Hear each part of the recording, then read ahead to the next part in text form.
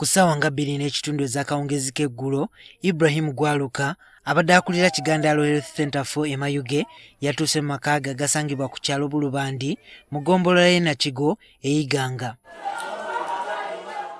Nga kyajja paakinga emmotoka ye, abatemu baamukubye amasasi agaamutiddewo era nga gano gayisiddwa mu ndabirwamu y'omu maaso. Kyaboneka ndowooza bakyali mu mwogo mu kisaagaati bali kumulinda kubanga amasasi gakubye amasasi mu ndabirwamu ey'emberi kuliko ebitulinga 2 mugabise. Twagiriwo kyekinga nga bamukubye amasasi mu kifuba gano amasasi 2 erindi lyagemya emikono gyaliyuzayuza.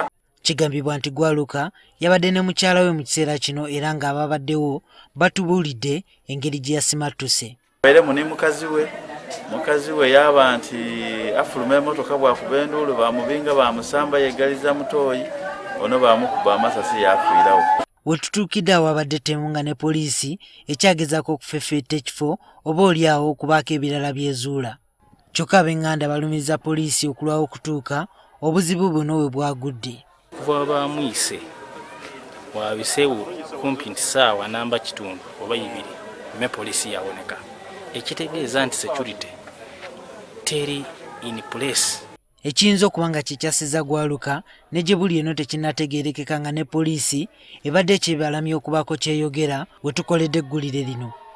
Omusawo ono naye yeegasse ku lukalala lw'abantu abazze bafiira mu ttemu ly'emmundu gavumenti lyeri mu kulwanyisa nga yeeyambisa enkola ez'enjawulo omuli n'okutandika okussa kamera ku nguudo ne mu bifo eby'enjawulo.